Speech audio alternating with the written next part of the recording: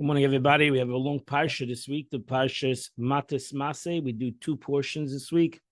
We end the book of the Bamidbar this week. And as we come to the end of the month of Tammuz, next Shabbos is Shabbos Mevarchim of the month of Av.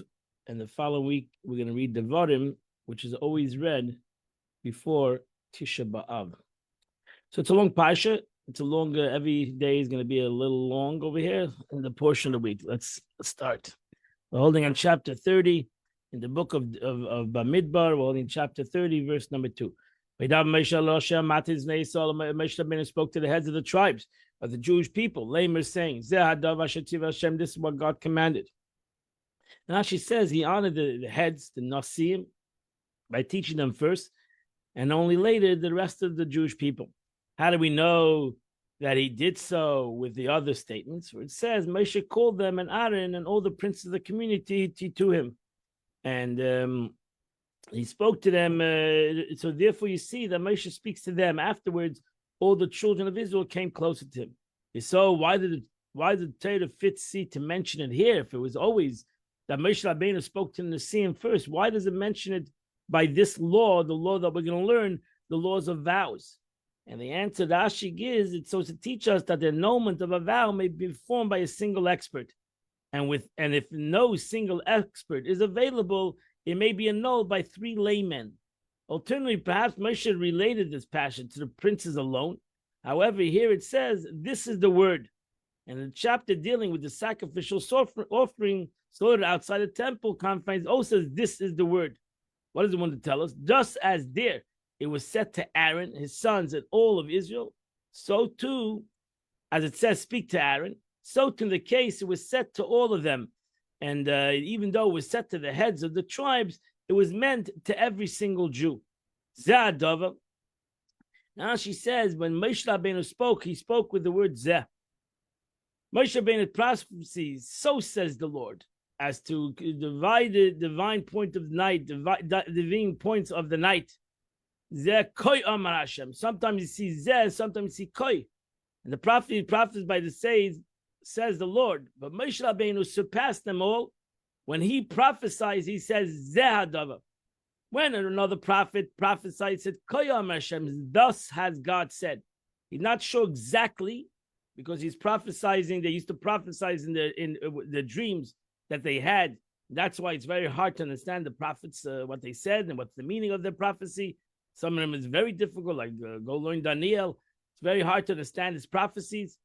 But Moshe Rabbeinu's prophecies was very direct. Zeh Adava, he was very clear. There was nothing that was there was no encrypted messages. It was a very clear message that Moshe Rabbeinu spoke. Because by Moshe Rabbeinu, it was a clear message. It was not something that he had at middle of the night, sleeping. He spoke to God face to face.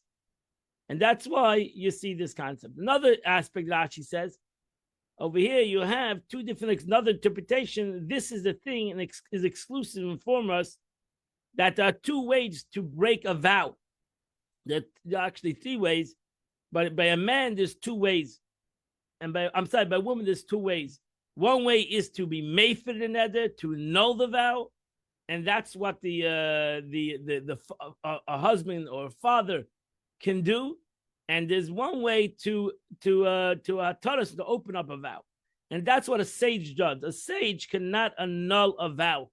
When a person makes a vow, a sage cannot say the vow is annulled, but the sage can figure out a loophole, so to say, a way out of the vow, and that's called Hataras Nedarim. Before Rosh Hashanah, we all do Hataras Nedarim, means the opening up a vow. Hataras means to untie a vow. So that's the difference, and everything has to be said in its way. You cannot, the sage cannot become and say, the sage cannot nullify any vows. And so too, the father cannot matir a vow. He can nullify a vow. And that's what Torah wants. Zeh hadavar. Each person has his word, so to say. Every person has to be clear in what they are trying to accomplish. Ishki the nedel Hashem, if a man makes a vow, he said a vow to prohibit something on his soul. A man cannot break his word. He makes a vow He has to keep the vow. Whatever he says, he has to do. Rashi says, for example, if somebody says, I shall prohibit just like the sacrifice, or that's the way a vow goes. The guy says, I'm prohibiting bread on me like a sacrifice. So bread that is allowed to eat. The person wants to prohibit it on themselves. He says, that's like a sacrifice. It's prohibited to me. I'm prohibiting bread on myself. So that, once a guy makes a vow, he shouldn't eat non-kosher. That's a stupid vow. That's not considered a vow because you cannot eat kosher because God said not to eat kosher. So your vows are irrelevant. You only can make a vow on something that's permitted, and I prohibit it on myself. As I said, bread. I can eat bread, and I'm going to make a vow that I'm not going to eat bread. Or like same thing, if I make a vow, I'm not going to eat chametz on Pesach. That's a stupid vow because you can't eat chametz on Pesach because God prohibits you to eat chametz on Pesach. So you don't need your vows. So that would be called, that's saying God's name in vain because a vow was done in the name of God. Therefore, the Torah says to prohibit something upon yourself, to prohibit what is permitted, but not to permit something that's prohibited. You can't say a vow either other way. I'm going to make a vow, they're going to eat non-kosher. That's a stupid vow. You can't make such a vow. It's irrelevant, that vow. Then you have a different problem. Not that you're saying a vow in vain. You're saying God's name in vain. Layachel dvarav.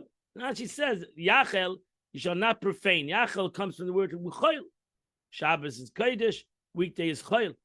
That's profane. You shall not treat the word like unholy. Any vow you say, you shouldn't keep it unholy. You should live to your vows.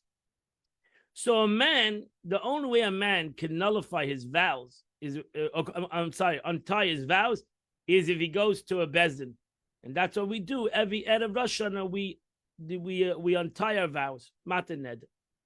The Eibishter the Torah gave a woman another way to undo her vows, and that is, if she's a girl in her father's house, then her father can annul a vow, and if she's a wife, the husband, she doesn't have to go to court. The Eibishter the Torah didn't want the woman to have to go to court, and therefore gave her the better option, and that was that the husband can annul a vow, but it has to be done in a certain way. If a woman makes a vow to God, again, she prohibits and she did this prohibition on her. She said, I'm not going to eat bread anymore. When she was angry and she said, I'm not eating bread anymore. And while in her father's house, in her youth, Binuda is a certain time of age. So this is we got to Rashi. Rashi would say, Beis Avir, B'Reshus Avir, Afila Ein Bebeisa. We're talking about a certain age. Because a girl, if she's a katana, she's a minor, the vow is not a vow anyway. So if she's an adult, then a father cannot nullify an adult's vow. So it has to be, in Jewish law, a woman goes through 3 periods: a period of a minor till 12 and 1 day. Then she goes through a naida. The Torah has the word, the kind of maiden is a naida from 12 and 1 day to like 12 and a half. And then 12 and a half, she's considered what in Torah law is called a boigres. She's considered an adult woman. So we're talking about, whenever the Torah says na'ara, we're talking about it from 12 and 1 day till 12 and a half, like. And that's the space of a naida. So a katana is irrelevant, and no katana can make a vow. Under 12 cannot make a vow. Over 12 and a half, the father has no jurisdiction on her. And 12, we're talking about a night of 12 and a half, from 12 and 1 day to 12 and a half. That's the law. You have to learn the Gemara. So, not a minor, as I said, and not an adult. So above the age of 12 and a half is an adult. A father has no jurisdiction of a 12 and a half-year-old child, daughter. He has no jurisdiction of a 13-year-old boy. So until 13, a boy is also a vow, is no vow. Whatever, it actually goes a little earlier, because the year before, like a boy from 12, we see if he knows what he's saying. If he knows what he's saying, then his vow is a vow. Like a girl from 11, we'll see if he knows what she's saying. But if she does, if she's we consider a minor, a girl till 12, and a boy till 13. An adult is not under her father's jurisdiction to revoke her vows. What is considered a minor? The rabbi said a girl from 11 years and a day is examined. And I just told you, 11 years in a day till 12, it's examined. If she knew what the name, whose name she vowed, or whose name she consecrated something, she knows God's name. She has to know that she's swearing in the name of God. So she has to know what she's saying. Her vows then stands. Then she's like either her father can annul it, or if she's 12 and a half, she knows she has to go to a court to annul her vows. When the age of 12 years old, and one day she does not need to be tested, then she's considered an adult. But from 12 in a day till 12 and a half, her father can annul the vow. From 12 and a half, now she's like anybody else, that she needs to go to a Bezdin to annul her vows, unless she's married. Her father heard the vow, and the prohibition that she put on herself, and her father was silent. He decided to be silent. Then all her vows stand. She has to keep her vow. Oh, she can go to a Bezdin and nullify the vow. But if her father says, no, I'm nullifying this vow, my young boy, my young girl, that's not a good idea. It's not a good vow. Any kind of vows that she makes, that she said upon herself, the father knows the vow. And God will forgive her for vowing in his name. Her father had annulled it. Now she says, what means hinia? The word hinia, it means he prevented her from fulfilling the vow. That is to say, he revoked it. I would not know what this word hinia is an interesting word, means. However, when it says, but if her husband hinders her on a day that he heard it, he revoked it. You'll see in verse 9 over there, it says the two words, hinia, and he revoked it. So that's why I know that the word hinia, Rashi says, I know hinia means to revoke. I concluded that hinia means to revocation. Literally, in the terms implying prevention and removal.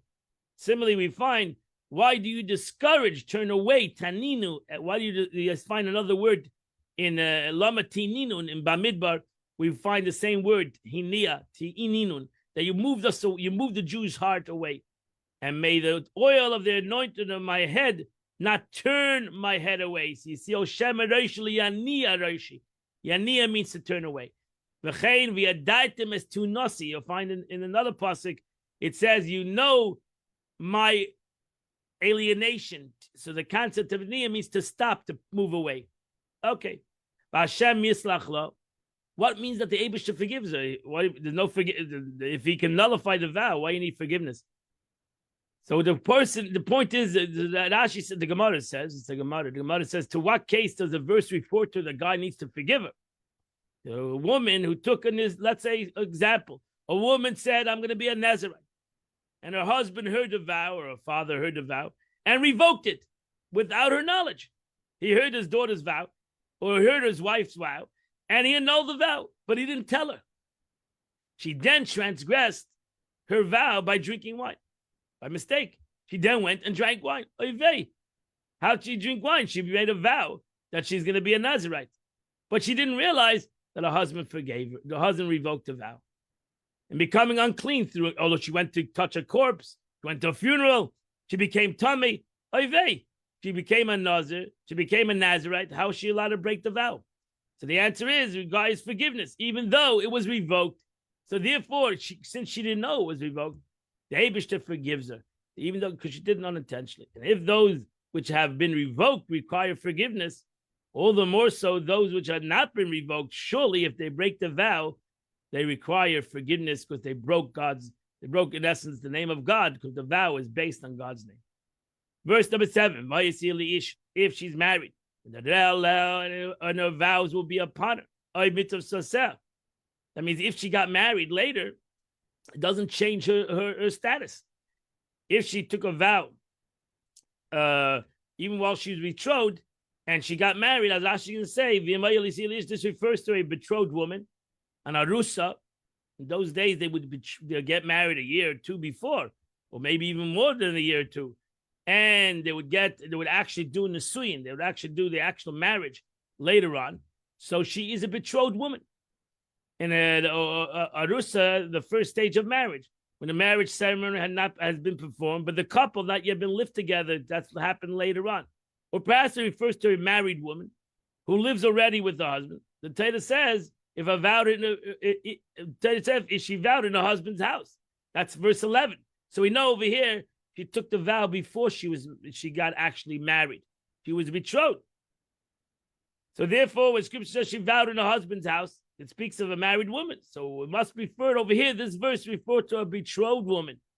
And it comes to distinguish her, that a betrothed woman from a married woman, in that both her father and her husband must revoke her vows.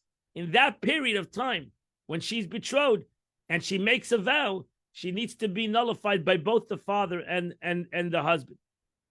I mean, it could be nullified by the father and the husband. If not, then when she gets married, even though now she changed her status as a married woman, she still has to keep a vow. And both the father and husband revoked it. If the father revoked it, but the husband did not revoke it, or if the husband revoked it, but the father did not revoke it in that period of time that she was betrothed, it is not revoked. And it goes without saying that if one of them upheld it, then she's stuck with the vow. When the which she vowed while her father's house, she was still betrothed, but she was still in her father's house. But her father had not heard of them. So they neither revoked it nor upheld it. But if her husband hears it, and he was silent, even if she's not married to him yet, she's betrothed to him. If he knew of the vow and he decided not to break the vow, then she's stuck with the vow. But so here you have the case: if the husband upholds it, it stands, even though the father maybe annulled it. But if the husband the day that he heard it, he revokes it. He nullifies a vow, which upon her, and the words of her lips, which she prohibited on herself, and God will forgive her. Now she says, I might think that even if the father had not revoked it, it is revoked. Therefore, the Torah says, in her youth, while in her father's house, verse 17, you'll learn later on, throughout her youth, she's still under her father's jurisdiction. That means if she made a vow as a betrothed woman and she's an adult, then she doesn't need the father anymore. We're talking about again a naida when the father has the power to revoke her vow. If she's a boiger, she's an adult already, but she's betrothed, then the husband, the future husband, can annul her vow. If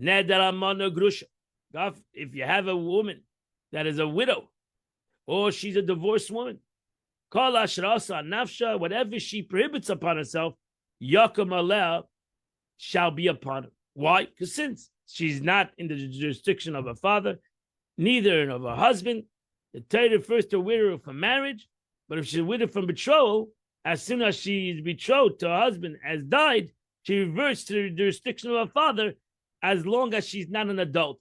So if she, for example, got betrothed to somebody when she was a child, they're not getting married till later, a couple of years later, and her husband that she was betrothed to died, then if she's 12 and 12 and a half, the father can nullify the vow because she reverts to her father's house. But if she vowed in her husband's house, she's a married woman. If she imposed a prohibition upon herself, b'shvua, with a vow. Now it says over here we're talking about a married woman, even she got married as 12-year-old child. She got married. Because until 12, it's a child, so it doesn't make a difference if she was married or not. But if an adult got married, even though she's 12 years old, she's still in the total law. If she wasn't married, she's still in the house. She's still under the jurisdiction of her father, but not if she got married. Once she gets married, she leaves his jurisdiction. And therefore, if the husband, If the husband heard a vow and he was silent, he did not nullify the vow. The Karmel called it, everything stands. But if the husband revokes it, the day that he heard it, all her vows, she prohibited upon herself. He does not stand, the vow is nullified. Isha hafedam, her husband nullified the vow, Hashem yislach la, and God will forgive her. Verse 14. Kol neder ushvua. V'yisal lanis nefesh ishi kemena v'yishi fedane. Ends it off. Any vow, any binding oath of affliction, her husband can either uphold it or her husband can revoke it. So here the Torah gave an easy way out for a woman to get out of vows. That the husband has the power to nullify the vow. Rashi says, since it says already that the husband may revoke it, I might think this includes all vows. Therefore, Torah is self-affliction. The Torah talks about something that she prohibits on herself. Self-affliction. She promises she's not going to Bloomingdale's anymore. That could be a self-affliction of vow. I'm not sure. So if she does a vow that's not self-affliction, that means she didn't say, I'm not going to eat any more bread. That's a self-affliction vow. But if she says a vow that she's going to do a mitzvah, for example, I'm going to give tzedakah every day, he cannot nullify that vow. She has, unless she goes to a bezdin, cannot nullify a vow that's not a self-affliction. However, if her husband remains silent from day to day, he has he upheld all the vows, all the provisions. He established it because he was silent on the day that the vow was said. Now she says, so to say, not to say that he has the power to revoke from 24-hour period. Stay from day to day to inform that he has to revoke it until nightfall. That's it he has. If she made the vow in the daytime, he has till nightfall to revoke the vow. If he revokes her after he heard them, he shall bear her iniquities. Now she says, what does it mean? After he heard and upheld them by saying, I approve it, and then he retracts and revokes it even on that day, so he takes her place. We learn from here that if someone causes his fellow to stumble, he bears the punishment of his place. And he gave her that stumbling. It means if he nullified it, if he kept it, then he has no right to play around in this situation. These are the laws which God commanded. Bein ish li'ishtei, between a man and his wife. Bein av lebitei, between a woman and a girl and her father. Benurah, in that age of her nurah, that's 12 and a half. Bebe Savia, when she's in her father's home. Chapter 31, verse number 1.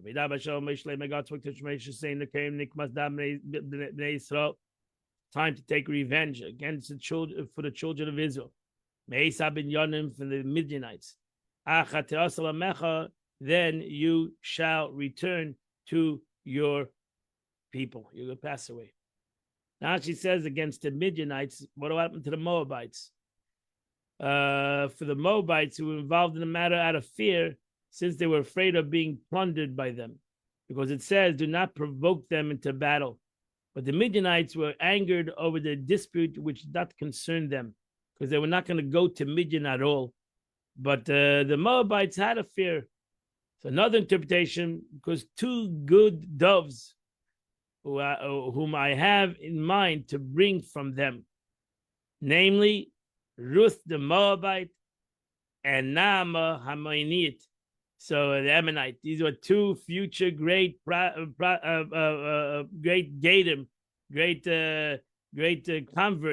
that are going to come out of these people. And therefore, God says, I don't want you to destroy these nations, because I have great people. Rus is going to be the grandmother of David HaMelech, and I need them to exist. And God spoke to Moshe spoke to the people, let's take men, separate men for the army. It's time to go to war. It will be upon Midian. Losses Nikmas Hashem b'Midian, to carry out a revenge of the Lord against Midian. So Rashi says, even though Moshe Rabbeinu heard that he's going to die after this war, and depended on it, so really he could have said, you know what, I'll go to war in a month from now. But Moshe Rabbeinu heard God's command to go out to war, and he went out to war. Hecholzu lashon chaluti tzava, tagging the sense of armed battle, to go out to war. Anoshim, one means anoshim, tzadikim, righteous. Choose men that are righteous. Nikmas Hashem, to avenge God's name. Now she says, Sha'omed, for anyone opposing Israel, is reckoned as opposing the Holy One, blessed be He. Verse number 4, Elef Lamata, only 1,000 from each tribe. The Chol Matis Yisrael, for all the tribes of Israel. Tishluch Tzava, you shall send to the army 1,000 to each tribe. Rashi, what means all tribes? The Rabbi Shevet Levi, that the Abish says, God says that those who want the Shevet Levi to be part of this war. So each tribe gave 1,000 to the army.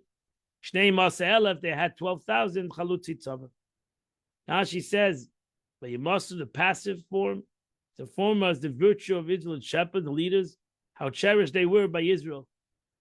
When they had not yet heard of his death, what did they say? Just a little longer, and we'll stone him. But as soon as they heard Moshe Rabbeinu was going to die, and it was contingent on the revenge against the Midianites, they refused to go. So they say, you know what? Moshe Rabbeinu wants to go to war, but we love him. We're not going to go to war. and we'll try to procrastinate. And this is what it says, Vayishlachu, that they went against their will because they didn't want to go. They said they understood that this war is going to bring that Moshe Rabbeinu was going to die. That's why I always say, you miss a person when he's not here anymore. So when he was alive, Moshe Rabbeinu, they were kvetching and they were blaming him on everything. Now suddenly they heard that he's not going to be here anymore. Suddenly they all start to miss him. Moshe Rabbeinu sent them 1,000 to a tribe. Oisam with them as Pinchas ben Elazar ben Ana Kohen. He sent them Pinchas, the son of Elazar, the Kohen. He was a Kohen. Latzava to the army. The Kli HaKodesh and all the holy vessels. And the trumpets of sound, he put it in his possession. Now she says, this teaches us why Pinchas is mentioned over here. This shows that Pinchas is equal to all of them. Why did Pinchas go and Eliezer did not go? Eliezer was the Kohen. The Holy One, blessed be, he said, the one who began the mitzvah by killing Cosbi, the daughter of Tzur, who was a Midianite, let him finish the job. He started the job with the Cosbi. Let him finish the job now. Another interpretation, he sought the vengeance of Joseph, his maternal grandfather, where it says the Midianites sold him. So Pinchas said, I want to go because I want to take revenge for my great-great-great-grandfather, who was Yosef HaTzadik, and I'm going to now go and take revenge what the Midianites sold him as a slave. How do you know the Pinchas' mother was a descendant of Joseph? Because it says Eliezer, the son of Aaron, took one of himself, the daughters of Betiel. So he married Potiel, meaning the descendants of Jisso, who fattened the calves with idolatry. And from the descendant of Joseph, who also fattened his passions and prevailed over them when he was tempted by Potiphar's wife. So he came out of the two entities, from Yosef and from Aaron. From Aaron. Another interpretation, he was a Kohen anointed to war, that there was always a Kohen that was anointed Mashuach Muhammad. There was always a Kohen that was anointed to go out to war with the Jewish people.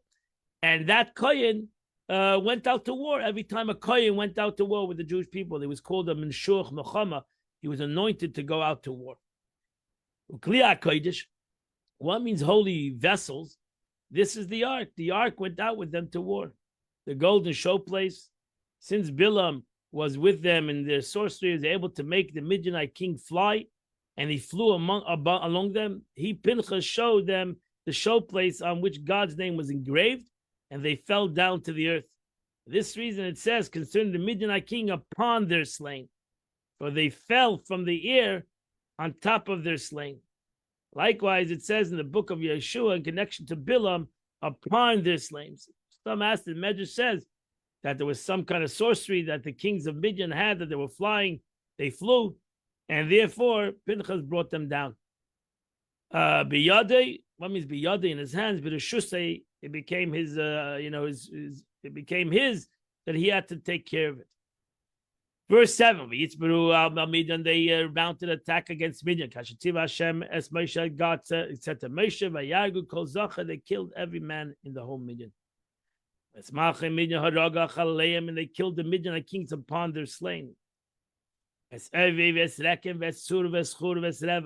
They killed all these cities. The 5 kings, the 5 kings of Midian. As Bilam ben Be'er, and Bilam ben Be'er, they killed the most. They killed Bilam ben Be'er.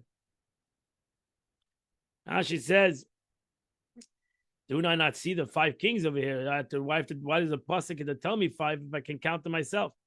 Why is it necessary to tell us 5?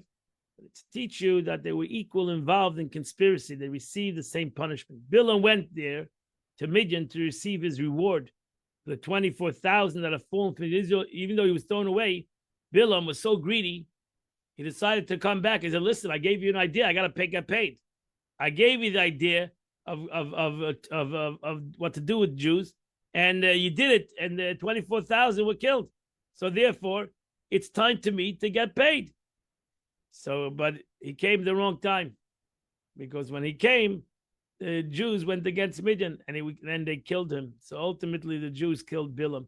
And he said to them, if when you have 600,000, you could not overcome them, and now you have 12,000, you can fight them. You can fight them. They gave him his dessert in full without depriving him of the least. So they gave him his reward. They killed him. Now she says, with the sword, he came against, he talk about Bilam. He came against Israel, exchanged his craft for theirs. They were victorious only with their mouth, through the prayer and supplication. And he came and adopted the craft and to curse them with his mouth. So too, so they came to him, and by exchange of their craft for the craft of the nations, who came with the sword. So that's why the Jewish people tell them, we're going to use your craft. Your craft is a sword. We're going to kill you with the sword. The Jewish people took all the women of Midian, Tapam and their children. It's called Behemtim and all their cattle. It's called Mikneim and all their beasts. It's called Chalalei and Bazu and everything they had, they plundered. It's called Alei Mishvaisam. It's called Tidaisa. They set fire to all the residential cities and their castles. They destroyed it entirely. Now she says the places of places of palaces. Relative to the residence for their lords. They took the booty of all the plunder of man and beast. What does it teach us? They teach us they were taka virtuous and righteous, for they're not suspected of theft, to appropriate the booty without permission. They didn't take it for themselves. They understood they had to share it with the rest of the Jewish people. In tradition, prophets write in scripture implicitly refers them, but it says that your teeth are like the flock of ewes. Even your warriors, they are righteous. Jewish warriors here. The Torah emphasize that Jewish warriors are not evil people. Shalal, movable objects such as garments is called shalal. Boys denotes plunder of movable objects which are not ornaments. Malkayach is man and beast. But when captive Shevi is mentioned together with plunder, the captives refer to people and the plunder refer to animal. Verse 12, Moshe, they came back to Moshe Rabbeinu. Brought all back everything that they took. They brought it back to Moshe Rabbeinu. They brought him back all the people that they captured, and all the things that the people, the animals. They brought it all back to the camp. Arvas Moav, to the plains of Moav, which was on the Jordan of Jericho. And tomorrow you'll see how much they captured. You'll see how that this was a very big area, and this was a very big place. But that's where the Chumash ends today.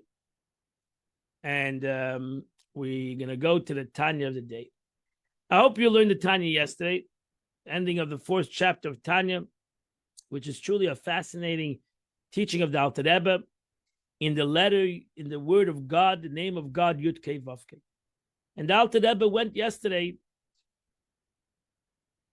Hope you learned it because it's a little shame that we didn't learn together. But the Alter Rebbe went yesterday in the name of Havaya, Yud Kei Vav Kei, and explained the name Havaya and how it ultimately is the makeup of a human being, his own soul, and the way his soul works in the name of Yud Kei Vav Kei, in his Esses Sfiros, in the 10 manifestations that we brought down in the Arizal, that human beings is created with the Esses Sfiros, which is really in the name of God, Yud Hey Vav Hey.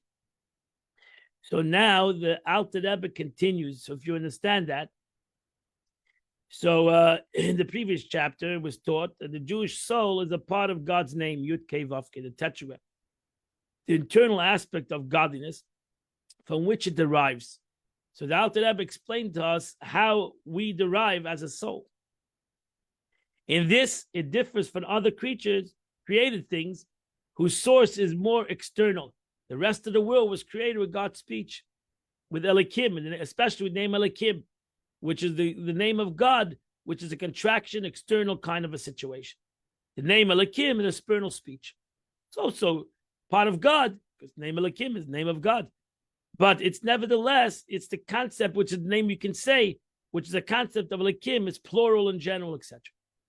However, in order for that soul to be able to come and clothe in a physical body, because ultimately the soul has to come to the body. So now in the corporal world, it had to descend through more concealed planes by the means of the letters that comprise the divine name, let us make man. So ultimately, the Eibishter needs to come, the name of God needs to come into words. Because if it doesn't come into words, it wouldn't have a body.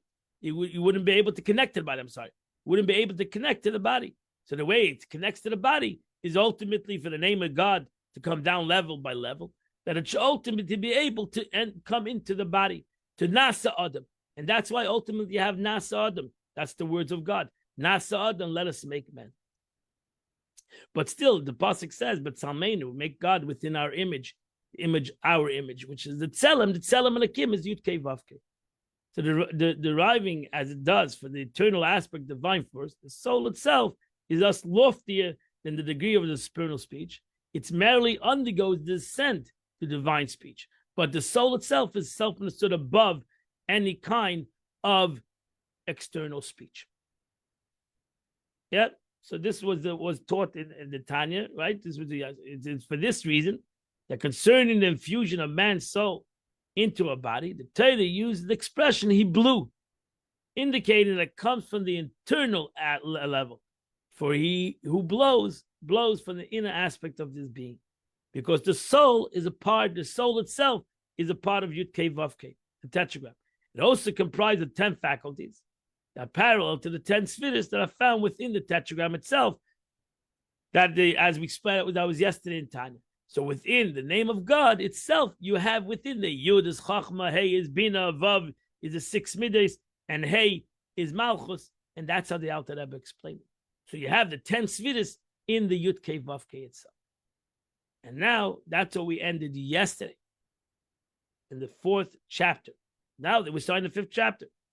This chapter, Alter Rebbe goes on to say that even though the soul is invested in the body through the external agency of speech, the utterance, which God said, let us make man, so ultimately it comes into a physical words, which like the regular creation. So nevertheless, it derives from the internal aspect of speech, namely breath. In this regard, man differs from all other creatures, including angels, which derive their existence from an external aspect of speech. Because even though ultimately God said, let's make man, which is a Sodom and Mothers, it's part of the 10 utterances of God's word. Nevertheless, since the Sodom and Mothers since the Asadim and Maras, when it comes to man, his life, the Nasa Adam, also comes from the Yud-Kei Vav-Kei, because that's what gives it life. It says the positive Yita Nishmas Chaim. So that means that the animal, his life comes from the word itself. But by a human being, the Nishmas Chaim gives the life to those words. So even as in a human being, he ultimately receives his physical life from Nasa Adam, but really, even as he's a human being, he receives it from the name of God, the Yifa V'Apa. And that goes even a double difference between a human being and every other creation. Because number one, every other creation is only from the words of God, while a human being is also from the tetragram of God's name, but it's even a step further, because even the Nasa Adam, which is like any other creation, but the difference is even in the Nasa Adam. The Nasa Adam receives its life force itself from God's name, because that's what the verse says, Vayipa ba'afa nishas chayim.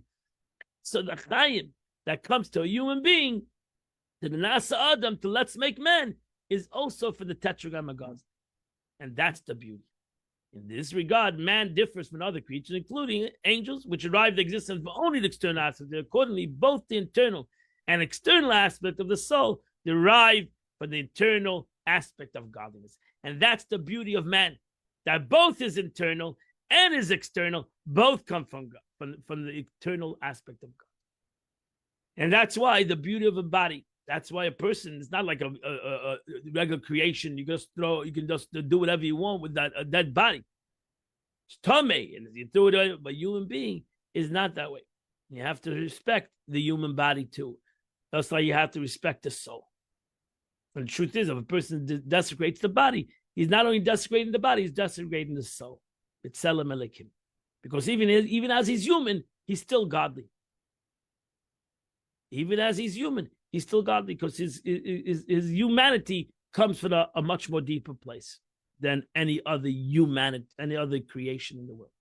Accordingly, both eternal, that's a beauty. That's why a Jew, that's a human being, needs to respect his body, and a person shouldn't hurt his body, etc. Because you shouldn't think the body is nothing and the soul is everything. No, the body also comes from a higher source. An internal aspect of the soul deriving from the internal aspect of godliness, namely the tetragram. So, inside the body, this is a chiddush in the Alter Rebbe, you know. Ate bechaton, that's what the Alter Rebbe says. When it says ate bechaton, with even bodies within themselves, when it says God chose the Jewish nation, he didn't chose their soul only, he chose their body. Ate bechaton means he chose their body. And that's an unbelievable interpretation of the Alter Rebbe, but it's based on this teaching. The external aspect of the soul deriving from the internal of the external level of divine speech. And that's what the Alter Rebbe is going to explain now. So bringing the godly soul down into the physical world. The slavish beguf for Adam to invest itself in the Nasa Adam, in the human body. This process resulting from divine speech will let us make man, which God wanted. Derives its internal aspect from the source of speech. And what is that? To Hevel Elyon is from the breath of the supernal one, which we mentioned yesterday in Tanya, is the letter Hey, Malchus, the letter Hey, the last letter of God's name, which comes ultimately into every human being to give it its life. The neshama ultimately invests itself in the letter Hey of the God's name, and it comes, and that gives it the capability to come into the human being and give it its life. The Himavai, the full letter of the God name, discussed about.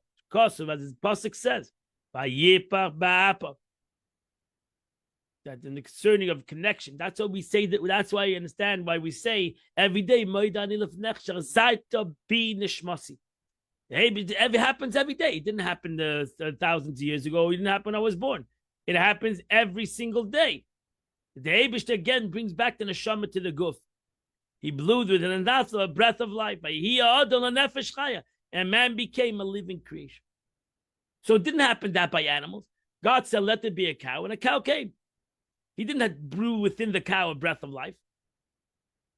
The cow came. And so it was. By human being, actually, the neshama gives the body life.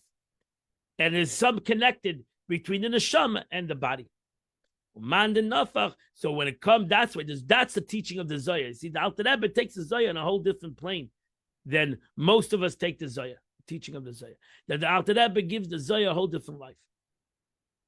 And he blew within, because the Alter Rebbe takes the Zohar to the ultimate degree, and the Alter Rebbe takes the Zohar that it means, when the Zohar says that the Eibishter gives life, didn't only give life to the neshama, he gave life. The neshama actually gives life to the body. The neshama, by a human being, gives actual life to the body itself. And that's why the human being, and especially Yid, is totally different than any other creation in the world. So Madinafa, from his inner words and innermost being, the Eibishter Vayipach, and he gave human being life because he gave the essence of a human being, his physical side of him, that life. So thus, even the external aspect, Nasa Adam, of the soul that is vested within the body, is vested in an inner manner. And that's the beauty. Albeit that the inner words of speech and the internal aspect of the external level of speech, in this regard, it's unlike internal aspect of the soul, which emanates from the most internal aspect, self-understood, that the essence of the soul comes from the Yud of Shem Havaya, okay, which is Chachma of the Shem Havaya, which is much more internal to the last letter of Hey. But the truth is, it makes it one name. The name of Havaya, if you're missing the Hey, now you understand what sin does. Even you might think, who cares? That's the lower aspect of the name of Havaya, which comes into the body. But the point is, if you take that Hey, you move it away, you're broken the name of God. The name of God is Yud Kei Vav Kei. And therefore, it needs to stay together. Whether it's the inner aspect or the inner or the outer, it doesn't make a difference. It's all part of the name of Havaya. It's all part of the name of God. And when you break that name, you're breaking the continuation, the connection within the inner and the aspect, within the inner and the outer of this concept. And we shouldn't break that aspect. We shouldn't break that concept. This is what the verse says. This is the meaning of the verse. For God's people are part of God. Yaakov is the rope of his inheritance.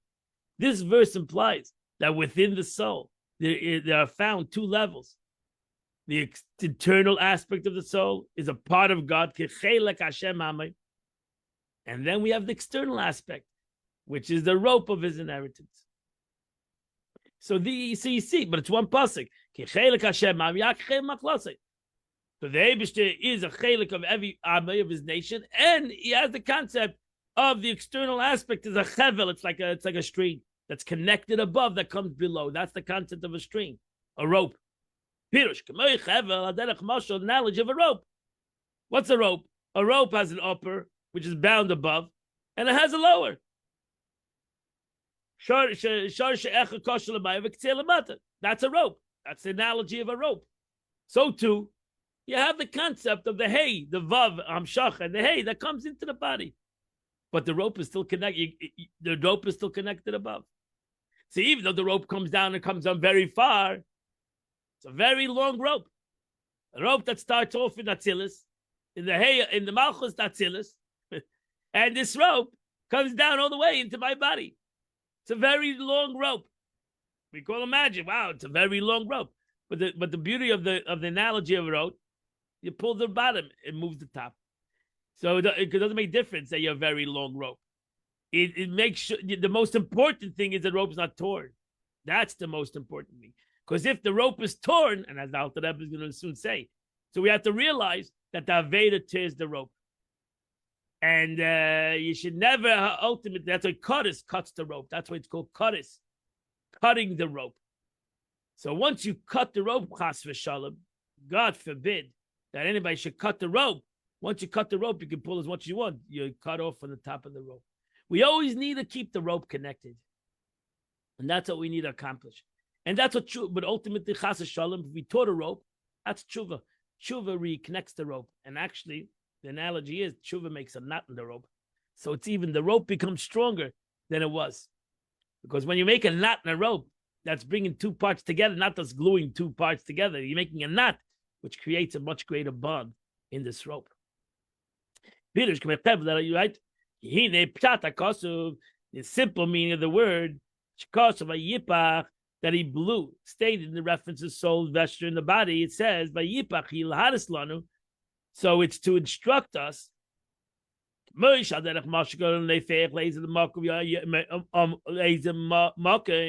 example, when one blows to some direction, right? It gives a blow. He's trying to blow out a candle. If there's any separation, or there's an obstruction, right? So now I have a piece of board in front of my blowing. So so now my blowing can blowing anything I want, but I've cut I've obstructed my blow. So too for us. God forbid we have an obstruction. Something that separates between the body of a person and the breath from God, which says he blew. You have a obstruction. Chas v'shalom, is there a possibility to have this obstruction? But the truth is, that may be me. I can put up a wall. But God, there's no concept of destruction. Nothing material or spiritual is a barrier for him. Because God fills the whole world. So he's in front of so God is in front of the thing I obstruct, that I put up, and he's on the other side too. The Eibishter fills the world. There's no place devoid of it. As it says, the heavens above and the earth below, there's none one else. He fills all the world. So since God is everywhere and within everything, it's thus seemingly impossible for anything to act as a barrier before him. So how is it possible that there is a barrier? But as Yeshaya, the prophet says, Ki im only your sins separate you from God. So our Avedis is the only one that can create this obstruction. And the reason is because any sin that I do is against the will of God. Baruch Hu, blessed is he, Hamachayes HaKol, that gives life to everything. As it's written, whatever God wills, he does. God's will is the heavens and the earth. As is explained above, so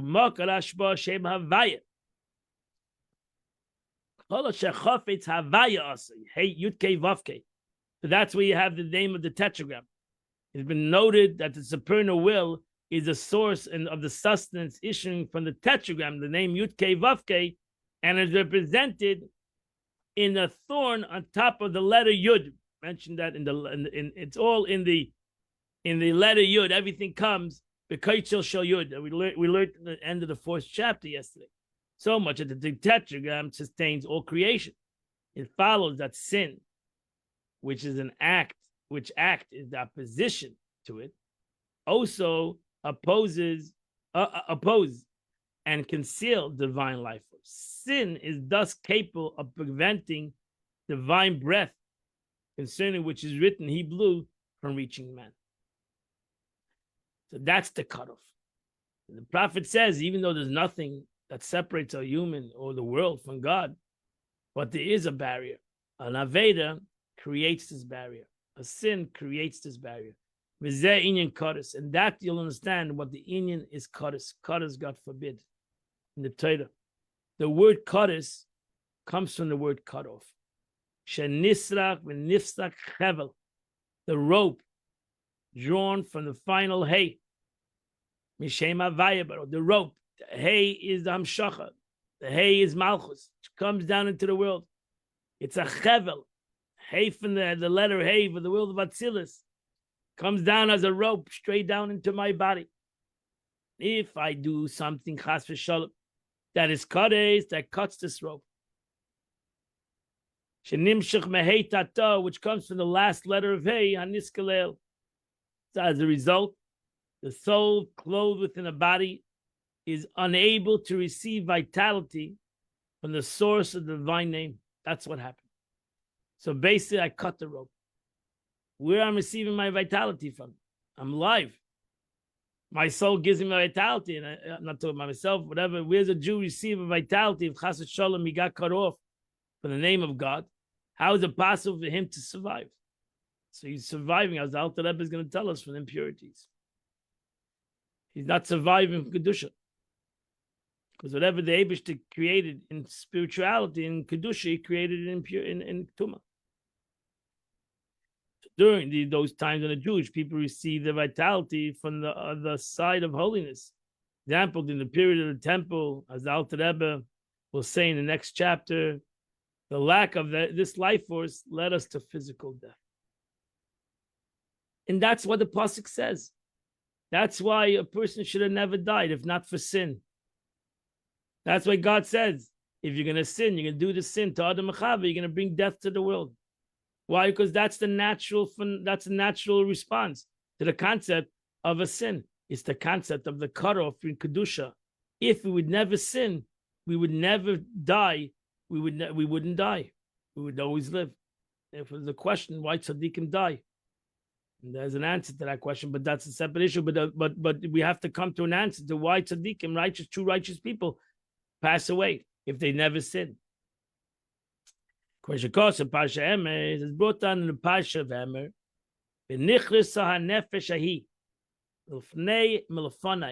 That soul shall be cut off from before me. Ani Hashem, I am God. Alter Rebbe takes this pasuk and explains it, and now you understand the meaning of the verse. The verse uses the tetragram. The Eibush says, "You're cutting yourself off from my name." That's what's happening when you do Kaddish, God forbid, a person does Kaddish. He's referring to God. So a cutoff thus involves being sundered from the internal aspect of godliness. So the Alter Rebbe uses the word milfanai daike. The expression chosen here is free from before my face, meaning the soul is cut off from the innermost aspect of godliness, God's name, Yud Kei Vav Kei. And that's what I do. God forbid, that's what a person does. If he nichsa nefesh. So again, it's not important to say, the Torah doesn't say what happens by Kaddish. The Chachamim learned out that Kaddish, a person dies in a young age. The Torah doesn't say that. The Torah said, v'nichsa nefesh. The sages learned out from different verses that it means that chas v'shalom, a person dies young. But that's not the pasuk.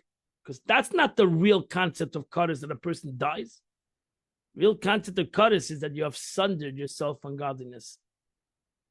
That we have cut ourselves off from godliness. And then when you have a sin, God forbid, that doesn't have this aved, doesn't have this response of God. It means if you nefeshi is not an heavy sin. It's a sin, for example, you eat chametz on Pesach. Again, if you did it intentionally. All these things is intentionally. If you ate chametz on Pesach, not because you didn't know that it was Pesach, but you ate chametz on Pesach because you wanted the chametz on Pesach. Whatever. We didn't do a circumcision or whatever. There are avedas. So you have Kaddish.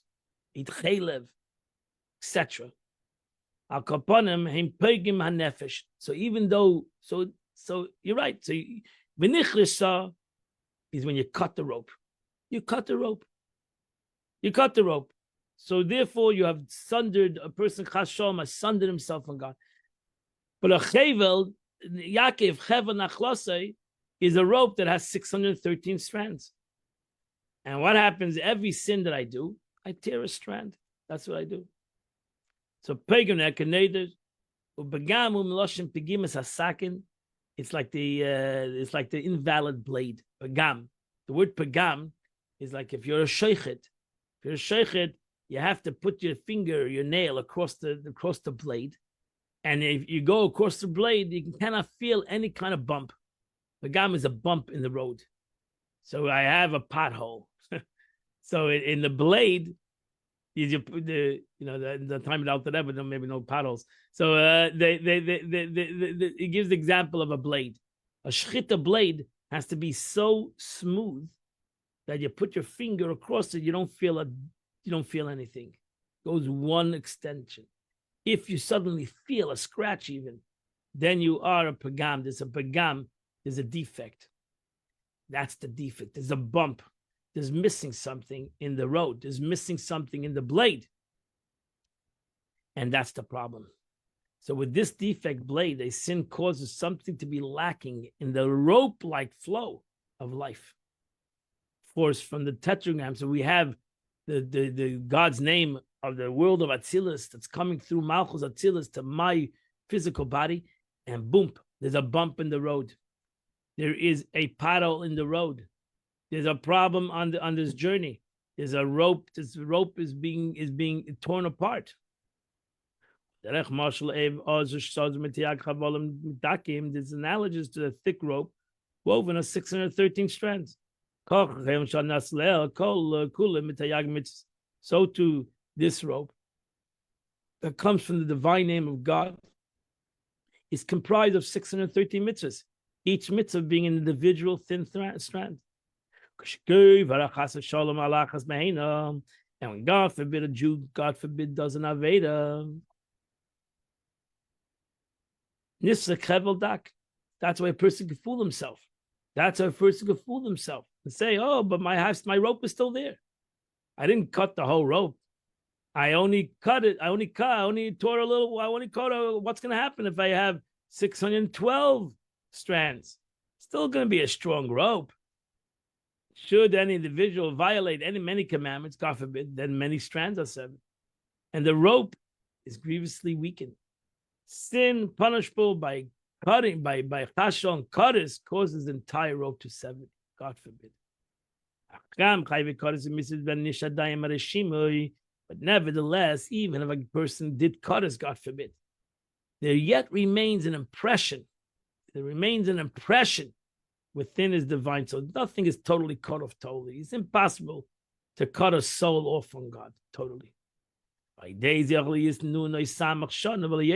you understand why a person lives until 50 in the case of a or 60 in the case of a no more. Because usually he would die. He doesn't have an existence. He doesn't have a spiritual existence. As a statement, the attribute of the Arizal, that the makiv, the transcendent level of life force, enters such an individual and so on. So though it's unable to receive vitality from the internal aspect of godliness, it's still able to receive vitality from the transcendent, incumbent level of godliness. If in this indeed so, why can he not live longer than 50 or 60 years old? So this is irrelevant to the life of the physical body, cannot survive once it remains no visage of the divine soul. It applies only to 50 years. The transcendent level is found within an individual only as long as he's able to remain alive by the virtue of the impression of the divine soul that is still within the body. Or as the Alter Rebbe is going to explain, today, so in those days, with spirituality, based on Mikdash, where spirituality was revealed in a spiritual way, so that's why if it was left a little visage, it would survive till 50 or 60 years. In our temporary times, where people, Baruch Hashem, live over 60 and 70 and 80, and even though they did certain Avedas, God forbid, that really should brought about the opposite of life, as in this area, when Jews of vitality reach him through the come clothed in unholy media, it is possible for a person to live even his soul has been sundered from the source of the 4 letters of God's name. This is why it's now possible for some liable for Kadesh or death by God to live longer than 50 and 60 years. And during this time, the whole life force, which must be found within a Jew, is free from transcendent level. It still comes from a makiv, but the makiv, the transcendent level, has the capability to come into something that is tummy. The pnimi cannot come in something that is impure. The makiv has the capability to come into something that's impure, and that's why it does come into something that's impure. And that's why the Alter Rebbe is going to say we have the capability to survive over 60 and 70 years. But that's the end of the Tanya, beautiful teaching of the Tanya. Today is the 22nd day of the month, which is chapter 106 and 107. So if you do those two chapters, you do the chitas of the day. I wish you all a wonderful day. Midshem, I'll see you all. Invite you all at 10 o'clock. We'll continue to learn Tanya today. Either come to Chabad or on Zoom or direct.